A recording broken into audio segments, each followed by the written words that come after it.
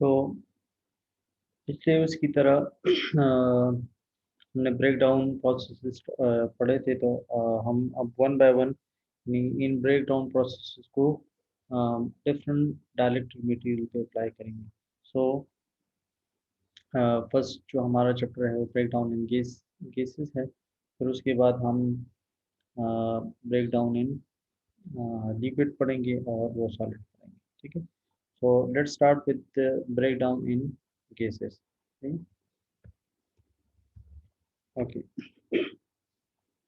the most commonly gases are nitrogen, carbon dioxide, freon and sulfur hexafluoride। आपने SF6 gas का बहुत नाम सुना होगा, सर्किट ब्रेकर में यूज होते हैं।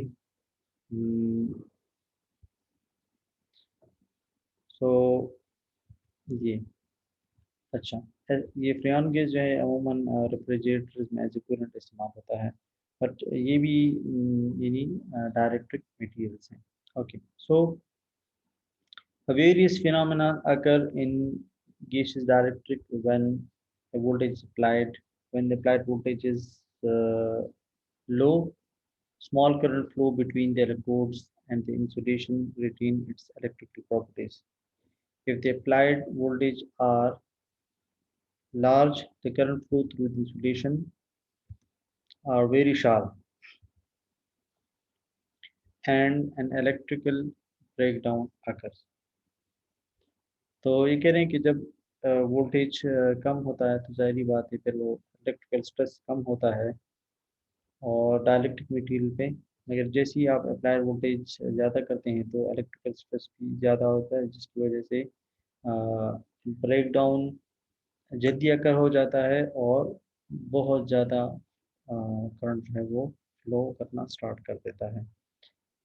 The buildup of high currents in a breakdown is due to the process known as ionization, in which electrons and ions are created from the neutral atom or molecules, and their migration to the anode and cathode respectively leads to high current।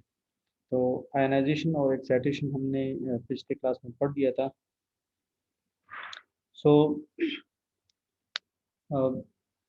जब किसी भी जब कोई external energy किसी भी atom की gaseous atom की ionization potential से ज़्यादा हो तब आयनाइजेशन होती है, और जब कम हो तो फिर आयनाइजेशन नहीं होती बल्कि एक्साइटेशन होती है।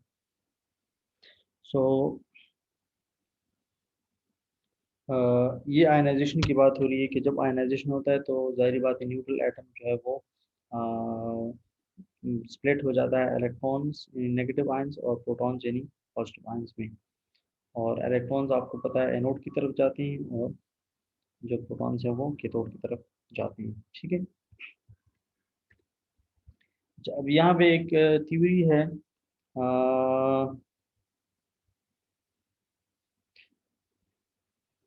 और टाउनसेंड थ्योरी। ठीक है, और टाउनसेंड ने इलेक्ट्रिकल डिस्चार्ज को एक्सप्लेन किया है कि जब आयनाइजेशन होती है तो वो किस कर्व को फॉलो करता है और क्या क्या प्रोसेस होता है, तो उसको उसने और बाकायदा मॉडलिंग भी की है। सही, तो इसको समझने की कोशिश करें।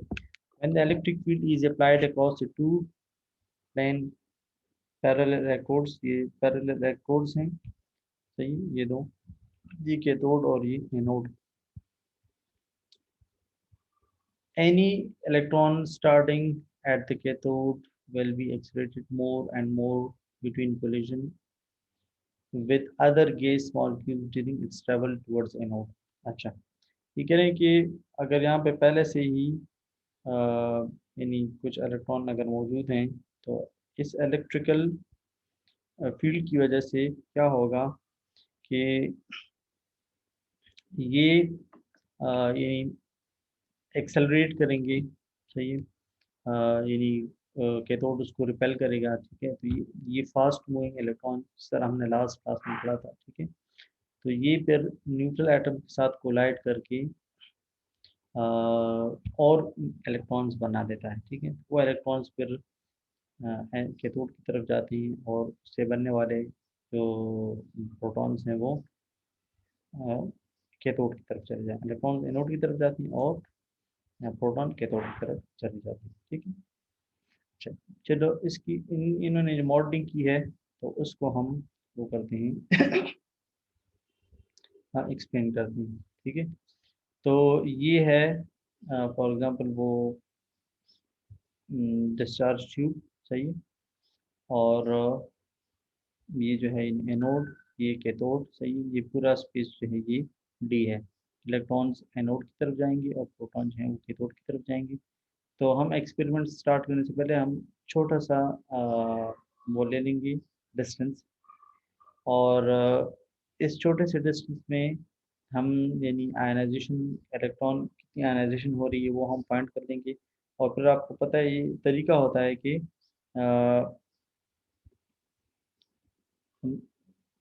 फिर उसको जो है हम इंटीग्रेशन अप्लाई करके पूरे डिस्चार्ज को हम कवर कर लेते हैं। ठीक है। सो फिलहाल हम ये डी जो है स्मॉल स्पेस के लिए है। ठीक है। तो D x is small distance inside this discharge tube, and at the end of the experiment we will consider the whole discharge tube by taking integration, सही है। ओके। सो अच्छा, एहसन एंड सईदुल्लाह, बाकी स्टूडेंट्स किधर है? Ehsan Awan and Saidullah, are you listening to me? Okay. So and not the number of arbitrary electrons already present in the gap, यानी पहले से जो कुछ इलेक्ट्रॉन्स अगर अवेलेबल हैं तो वो एन नॉट कहलाएंगे। These electron gain energy from the voltage and are accelerated towards anode. अच्छा, चैट में यस सर उनका नहीं पता। ओके।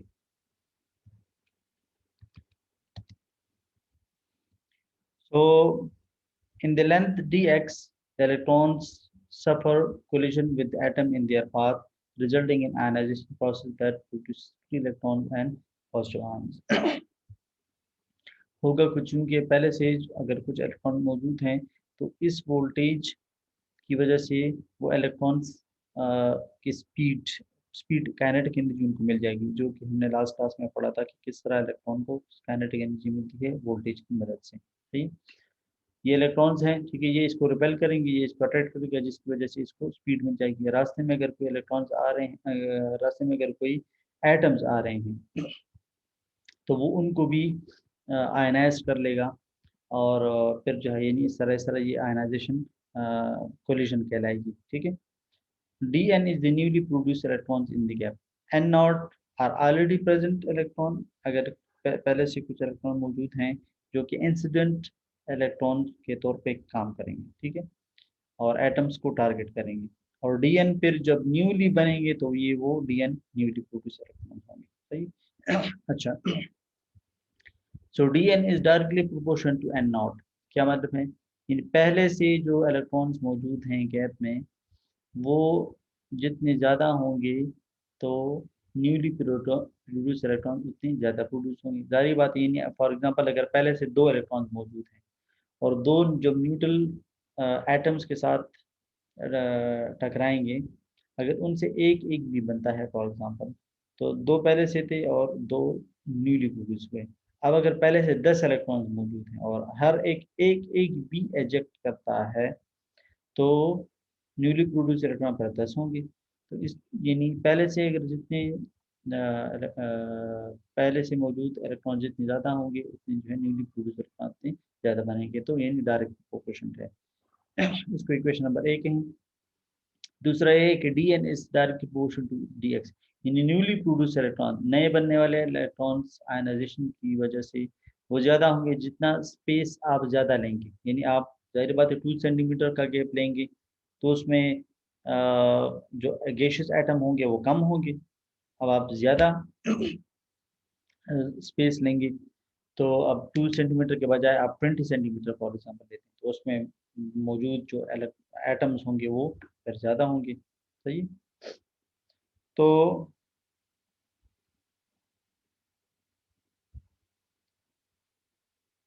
तो ये हुआ इक्वेशन नंबर 2।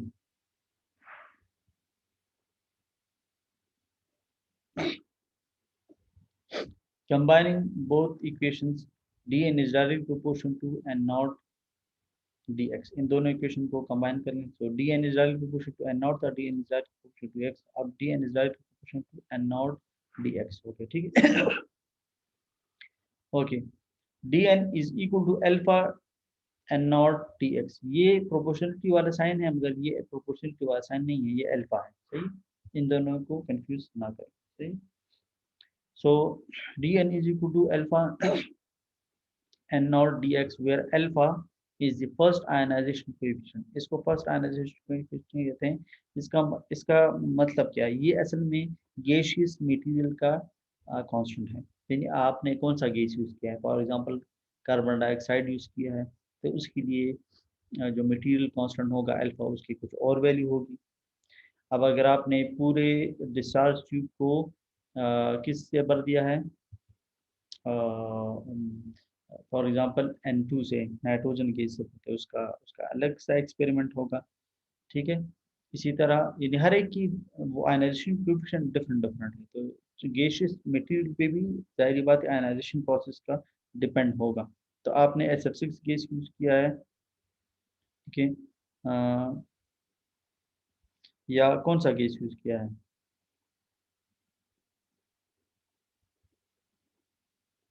ठीक है, तो ये उसका है। अच्छा, अब नाउ डी, ये भी नंबर ऑफ इलेक्ट्रॉन्स हैं और एन नॉट भी नंबर ऑफ इलेक्ट्रॉन्स हैं, तो इलेक्ट्रॉन इलेक्ट्रॉन को एक साइड पे कर दें, D N divided by N not. ठीक है, डिवाइड किया दोनों साइड पे, तो यहाँ पे कट गया, यहाँ पे आ गया, जो D N divide by N not is equal to alpha D X. अच्छा, मैंने आपको बताया था कि हम पहले छोटा सा स्पेस देंगे, फिर हम पूरे उसको कवर कर लेंगे। अच्छा, तो अब हम पूरे उसको कवर करते हैं इंटीग्रेशन से। N not is from integration approaches from N not to N, यानी पहले से जो इलेक्ट्रॉन्स मौजूद थे वो एन नॉट थे, अब जो इलेक्ट्रॉन हैं, तो ज़्यादा से ज़्यादा इलेक्ट्रॉन बनने वाले इलेक्ट्रॉन को उनकी तादाद एन है, ये असल में नंबर है, ठीक है, तादाद है।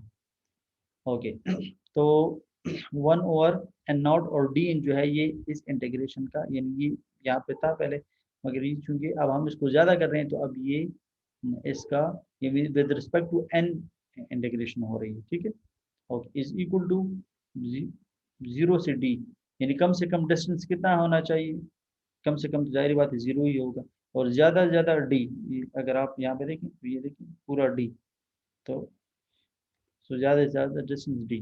अच्छा, लोअर लिमिट और अपर लिमिट, ठीक है, और अल्फा और डी एक्स, आपको पता है अल्फा कांस्टेंट है, इसको बाहर कर दें, यहाँ पे 1 रह जाएगा। अच्छा, 1/n नॉट का, यानी 1/x का इंटीग्रेशन आपको पता है ln ऑफ x होता है, तो 1/n नॉट का इंटीग्रेशन जो है वो ln ऑफ n नॉट, और जो लिमिट्स हैं from n not to n is equal to alpha अपनी जगह पे, ठीक है, यहाँ पे 1 का विद रिस्पेक्ट टू dx है, तो x आएगा। ठीक है, फ्रॉम 0 टू d। ओके, अब हम अपर लिमिट पुट करेंगे माइनस लोअर लिमिट, ये इंटीग्रेशन का तरीका होता है, ln of n minus ln of n not is equal to alpha D, upper limit D minus lower limit 0। ठीक है, सो यहाँ पे आया अल्फा डी, और यहाँ पे आ गया, ये लॉ का रूल है, जो माइनस है वो डिवीजन में इस तरह चेंज हो सकता है, तो ln of n over n not is equal to this. अब ln को कैंसिल करना है, तो ln को कैंसिल करने के लिए हम एक्सपोनेंट अप्लाई करते हैं बोथ साइड पे, यानी e raise to the power e x p लिखते हैं या e raise to the power लिखते हैं, एक ही बात है। तो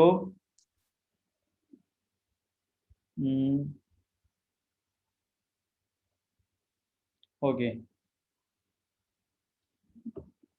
ई रेस टू द पावर, ठीक है, तो ई रेस पावर यहाँ पे भी अप्लाई किया, ई रेस टू द पावर यहाँ पे भी अप्लाई किया, तो यहाँ एक्सपोनेंशियल आप पता है एन के साथ कैंसिल होता है, तो N over N not is equal to E raise to the power alpha, यहाँ पे अल्फा डी था ना, अब यहाँ पे चूंकि हमने एक्सपोनेंट अप्लाई किया, यहाँ पे भी एक्सपोनेंट अप्लाई की, इस ये वाला एक्सपोनेंट तो इस ln के साथ कैंसिल हो जाएगा, और यहाँ पे जो एक्सपोनेंट है वो यहाँ पे आ जाएगा e raise to the power alpha D. तो n over n not is equal to e raise to the power alpha D.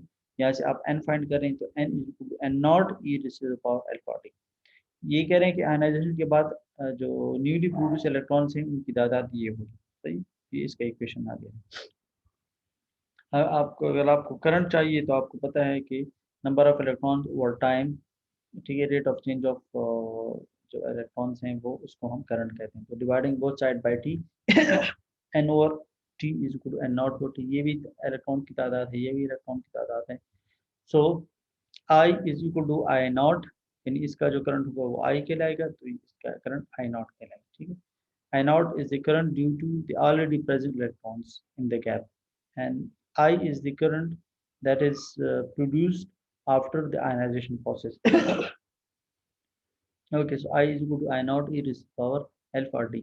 इसने जो कर्व ड्रा किया एक्सपेरिमेंट से वो कुछ यूँ था कि ये साइड पे वोल्टेज, इस साइड पे करंट। सही, जूं जूं ये वोल्टेज को बढ़ाता जाता था तो करंट भी साथ में बढ़ता, जाहिर बात है इलेक्ट्रिकल स्ट्रेस बढ़ता है तो उसकी वजह से आयनाइजेशन बढ़ जाती है। सही, सो ये देखिए वोल्टेज को बढ़ा रहा है और इस तरह इसकी वजह से करंट भी बढ़ रही है। ओके, सो मगर इसने ऑब्जर्व किया कि यहाँ पे फिर ये वोल्टेज को बढ़ा भी रहा है मगर करंट उस स्पीड से नहीं बढ़ रही। देखिए कर्व को इस तरह होना चाहिए मगर कर्व जो इस तरह है, यानी वोल्टेज बढ़ भी रही है मगर करंट उस स्पीड से नहीं बढ़ रही, उस स्लोप से नहीं बढ़ रही। सही, और फिर इसने मगर ये फिर भी वोल्टेज को बढ़ाता रहा और करंट को ऑब्जर्व करता रहा। ठीक है, तो इसने जब वोल्टेज काफ़ी ज़्यादा बढ़ गया तो फिर इसने देखा कि करंट की तादाद अब जो है वो पहले वाले जो करंट का जो स्पीड था उससे कहीं ज़्यादा है, यानी अब ये देखिए इस तरह एक्सपोनेंशियली राइज कर रहा है, यानी बहुत ज़्यादा। ठीक है, ये लीनियर था, ठीक है, ये अब थोड़ा कांस्टेंट आ गया है और ये अब एक्सपोनेंशियली राइज इस तरह इसने किया है। तो अब यहाँ पे यानी बहुत ज़्यादा इलेक्ट्रॉन की तादाद जिसको इसने फ्लड ऑफ इलेक्ट्रॉन या इसको जो है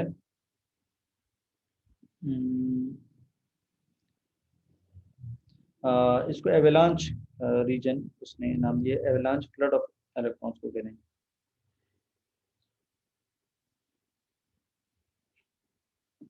ओके, सो ए रीजन को इसने आयनाइजेशन रीजन कहा है, बी रीजन को इसने स्पेस चार्ज रीजन का नाम दिया है और सी को इसने एवलांच रीजन का नाम दिया। मगर ये जो मॉडलिंग इसने की है इससे एज सच कोई इस तरह की बात नज़र नहीं आ रही कि जिससे हम ये कहें कि पहले ये लीनियर हो फिर इस तरह कांस्टेंट हो फिर एवलांच इस तरह प्रोड्यूस हो। तो ये इसने ये सोचा कि या तो एक्सपेरिमेंट, ये कर्व जो है जो एक्सपेरिमेंट से मैंने किया है तो या तो ये गलत है या जो है मैथमेटिकल मॉडलिंग में कुछ गलती है।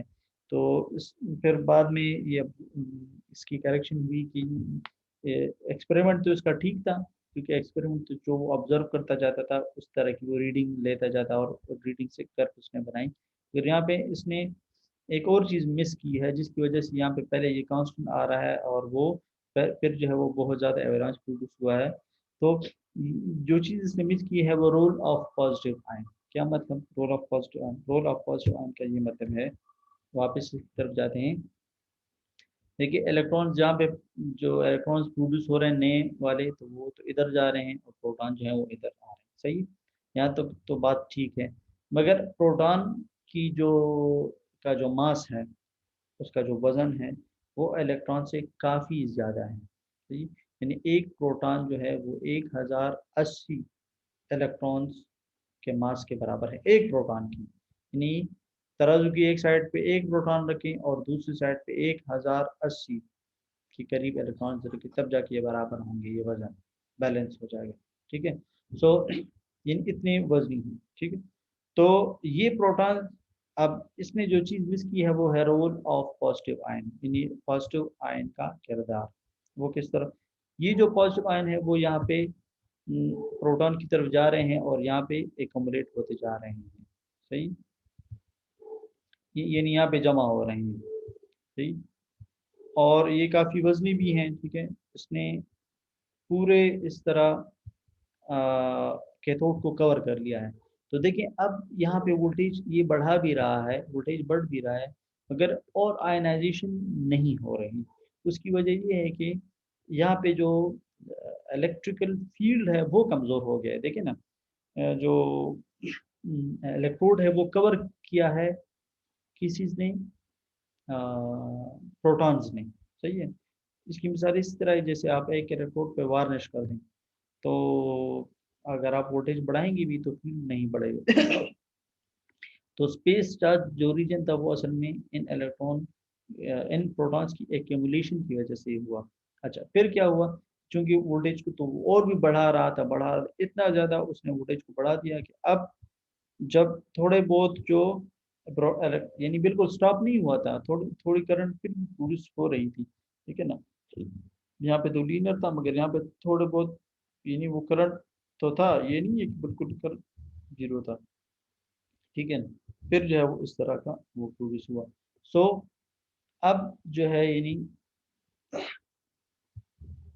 अ, ये ठीक है, ये जो थोड़े इलेक्ट्रॉन्स अब यहाँ पे और प्रोटॉन प्रोड्यूस हो रहे हैं, अब ये जब वो होंगे, ठीक है, प्रोटॉन होगा, ये इन वोल्टेज की वजह से इतनी ज़्यादा हाई काइनेटिक एनर्जी इसको मिलेगी कि ये बिल्कुल एक ज़ोर से धमाके के साथ इसको वो हिट करना शुरू कर देगा। अब जो इसकी जो स्पीड है वो बहुत काफ़ी ज़्यादा है। क्यों? क्योंकि वोल्टेज ज़्यादा है। हमने लास्ट क्लास में पढ़ा था कि आप वोल्टेज को जितना बढ़ाएंगे, इनको काइनेटिक एनर्जी उतनी ज़्यादा मिलेगी। सही है। अब इसने काफ़ी तेज़ी से जो है यानी हिट करना शुरू किया, इतनी तेज़ी से हिट करना शुरू किया कि उल्टा इन कैथोड से ही इलेक्ट्रॉन को निकालना शुरू किया। वो किस तरह? इसकी मिसाल बिल्कुल इस तरह ही है जिस तरह ये टारगेट एटम होता है, और इलेक्ट्रॉन्स या प्रोटॉन कोई भी इन चीज़ को हिट करता है, और फिर इसकी जो एनर्जी है, काइनेटिक एनर्जी, टारगेट एटम की टारगेट एटम की पोटेंशियल से ज़्यादा हो, तो वो इससे इलेक्ट्रॉन को इजेक्ट कर सकता है। सही है ना। सो ये बिल्कुल इसी तरह ही है। ओके, सो अब ये इसके लिए टारगेट टारगेट एटम का काम दे रहा है। सही है। और ये इंसिडेंट पार्टिकल का काम दे रहा है, ये जो प्रोटॉन्स हैं, ठीक है, प्रोटॉन्स। तो अब दो किस्म के इलेक्ट्रॉन्स प्रोड्यूस हो रहे हैं। एक तो वो जो कि गैसियस एटम से यहाँ पे स्पेस में प्रोड्यूस हो रहे हैं, वो इलेक्ट्रॉन्स तो प्रोड्यूस होके यहाँ पे जा रहे हैं। सही है? उसकी वजह से हम करंट को नोट कर रहे हैं। मगर अब दूसरे किस्म के इलेक्ट्रॉन भी प्रोड्यूस हो रहे हैं। ठीक है, इसको मैं कलर चेंज कर लेता हूँ, फॉर एग्जाम्पल मैं ग्रीन कर ले लेता हूँ। ठीक है, अब जो इलेक्ट्रॉन दूसरे किस्म के इलेक्ट्रॉन प्रोड्यूस हो रहे हैं, वो इलेक्ट्रॉन जो यहाँ से एजेक्ट हो रहे हैं और इधर जा रहे हैं। यानी कैथोड से निकलने वाले जो इलेक्ट्रॉन्स हैं, और कैथोड से क्यों निकले उसकी रीज़न मैं बता चुका हूँ कि जो इंसिडेंट प्रोटॉन्स हैं उनकी स्पीड काफ़ी ज़्यादा है, उनका मोमेंटम काफ़ी ज़्यादा है, जिसकी वजह से वो इस काबिल है कि वो इससे भी इलेक्ट्रॉन को इजेक्ट कर सकते हैं। ओके।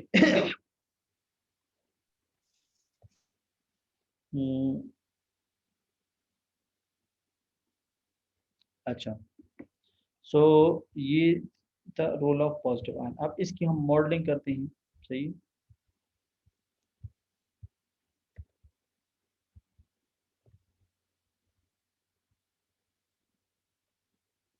ओके, ये अब रोल ऑफ पॉजिटिव आयन है।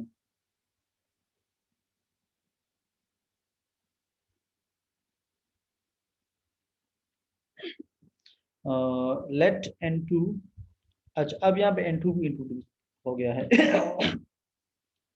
Let N2 is the number of electron reaching the anode. अच्छा, N2 उन इलेक्ट्रॉन्स की तादाद है जो एनोड को पहुंच रहे हैं, चाहे वो गैस गैस गैसियस पार्टिकल से बनने वाले इलेक्ट्रॉन्स है वो एनोड की तरफ जा रहे हैं, या कैथोड के कोलिशन कैथोड को हिट करने के बाद जो इलेक्ट्रॉन दूसरे वो जा रहे हैं। दो किस्म के इलेक्ट्रॉन अब एनोड की तरफ जा रहे हैं, इन दोनों का जो सम है वो N2 कहलाएगा। सही। N not is the number of electrons initially present in the gap and n1 is the number of electrons release by the cathode, ठीक है। तो क्या मतलब हुआ, मतलब ये हुआ n2 is equal to n not plus n1, यानी n not already present electron in the gap है जो कि गैसियस पार्टिकल से बने हैं, और n1 जो है वो इलेक्ट्रॉन्स की तादाद है जो कि कैथोड एनोड से वो हुई हैं, नॉकआउट हुए हैं, ठीक है। सो एन नॉट प्लस n1, अब जो इलेक्ट्रॉन्स की तादाद है वो n2 है, जिसकी वजह से वो कर्व जो है वो एक्सपोनेंशियली राइज हुआ था। Okay, so the number of electrons formed by the single atom electron, यानी फॉर एग्जांपल हम यूँ कंसिडर कर लेंगे कि अगर एक टारगेट वो है, जलाल ये आप क्या कर रहे हैं, अगर एक ही इंसिडेंट इलेक्ट्रॉन है तो उसको फिर हम एज ए इंसिडेंट ले लेंगे, यानी एज ए टारगेट नहीं लेंगे, तो जो टारगेट इलेक्ट्रॉन उनमें से इनको माइनस कर देंगे, सही, उस एक इलेक्ट्रॉन को हम माइनस कर देंगे। जब पूरे 10 हैं और 10 में से एक इंसिडेंट के तौर पे काम कर रहा है तो वो न्यूली प्रोड्यूस में हम काउंट नहीं करेंगे, उसको हम इन्हें 10-1 कर देंगे, ठीक है ना, एक को इंसिडेंट कंसिडर कर लेंगे, सही। तो number of electrons found by the single electron n1 is equal to, ये हम पहले प्रूव कर चुके हैं इससे पहले, ये वाला, ये ठीक है, ये। सो अब n1 minus n2 E to power alpha D तक, ठीक है। वो 1 और 2 चेंज हो गए हैं क्योंकि अब यहाँ पे ये टर्मिनोलॉजीज चेंज हो गए। अच्छा, 1 को उससे माइनस किया, ठीक है ना, 1 को माइनस किया, okay. Now using the definition of Townsend secondary ionization coefficient, क्या मतलब है, मतलब है कि यहाँ पे ये जो है उसकी वो है तादाद है, किस चीज़ की तादाद है, ये जो सेकेंडरी आयनाइजेशन कोएफिशिएंट है ये मटेरियल का कांस्टेंट है, यानी कैथोड किस मटेरियल से बना है। पहले हमने जो मटेरियल कांस्टेंट पढ़ा था वो गैसियस का था, यानी नाइट्रोजन के साथ यूज कर रहे हैं, हाइड्रोजन यूज कर रहे हैं, कार्बन डाइऑक्साइड यूज कर रहे हैं, SF6 यूज कर रहे हैं, कौन सा गैस यूज कर रहे हैं। तो अल्फा जो था वो फर्स्ट आयनाइजेशन कोएफिशिएंट था और वो गैसियस का कांस्टेंट था, गैसियस मटेरियल का कांस्टेंट था।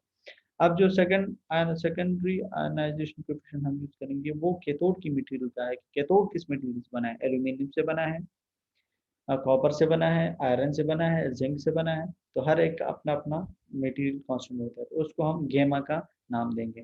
तो N,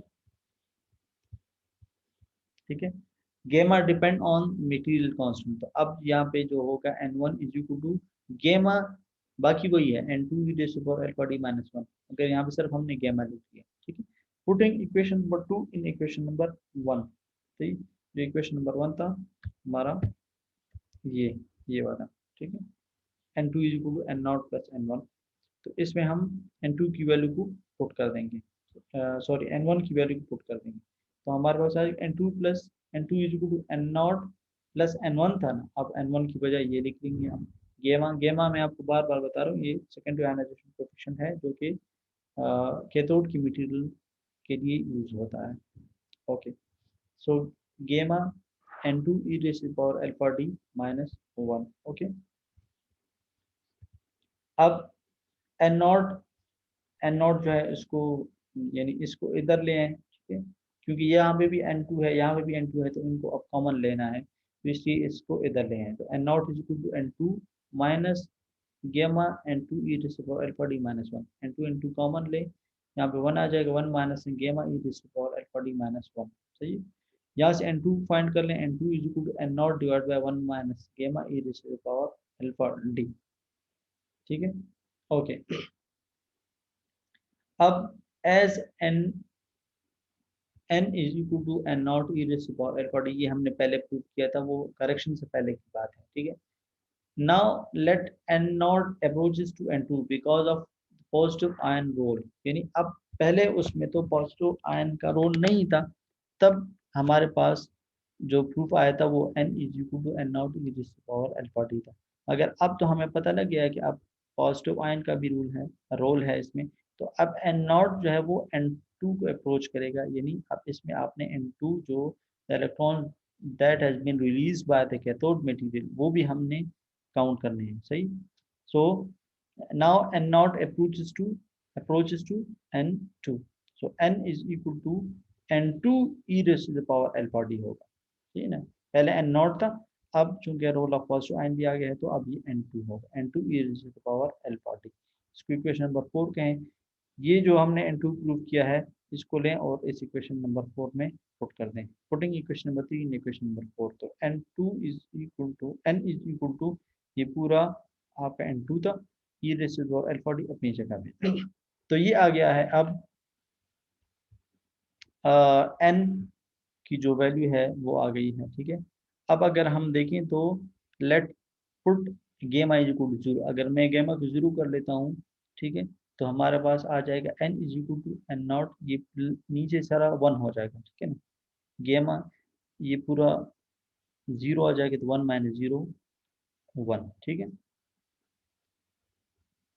so N is equal to N0 e raise to power alpha D रह जाएगा, जो कि हम वही ही है जो कि हमने पहले प्रूव किया था। यहाँ ठीक है, N is equal to N0 is, क्या मतलब हुआ, मतलब गेमा की 0 करने से ये पुराना वाला प्रूफ हमारे पास आ गया। क्या मतलब हुआ, मतलब ये हुआ कि पहले जो हमने एक्सपेरिमेंट किया था उसमें हम क्या चीज़ भूल रहे थे, रोल ऑफ पॉजिटिव आयन, यानी गेमा का जो रोल था, कैथोड मटेरियल से रिलीज होने वाले इलेक्ट्रॉन जो थे उसको हम भूल रहे थे। वो एक्सपेरिमेंट में तो आ रहे थे, कर्व में तो शो हो रहे थे, मगर मैथमेटिकल मॉडलिंग में उसका ऐसा कोई जिक्र नहीं आ रहा था, तो उस वजह से ये वो वाला इनकम्प्लीट था। अब ये जो है यानी कंप्लीट हो गया है। So now N is equal to N0 e raised to alpha D, alpha जो है वो गैसियस मटेरियल का कांस्टेंट है, divided by 1 minus gamma e raised to alpha D minus 1, ठीक है। ये गेमा जो है ये कैथोड मटेरियल का कांस्टेंट है, कैथोड किस मटेरियल से बना है, सही। और लेट गेमा इज इक्वल टू 0 ये हमने जस्ट इस पर्पस के लिए किया कि यानी इस प्रूफ और उसमें प्रूफ में फ़र्क क्या है। फ़र्क सिर्फ ये था कि आपने गेमा को कंसिडर ही नहीं किया था, सही। तो ये सिर्फ फर्क आ रहा था, ठीक है। विच मीन्स, ये देखिए यहाँ पे लिखा है, which means in previous calculation the role of positive ion was ignored, सही। अच्छा, application and drawbacks of Townsend theory, ये फिर आप मैं असाइनमेंट के तौर पे आप लोगों को दे दूंगा, सही। स्टार्ट में सिर्फ 2 स्टूडेंट्स थे, फिर आहिस्ता आहिस्ता आते गए, ठीक है। तो 4:30 पे क्लास है, तो टाइम पे आप लोग आया था, सही। अगर आप लोगों को कोई क्वेश्चन है तो आप पूछ सकते हैं। ओके, मैंने अटेंडेंस ले ली है, अगर फिर भी कोई क्वेश्चन हुआ तो आप लोग ग्रुप में पूछ सकते हैं, ठीक है।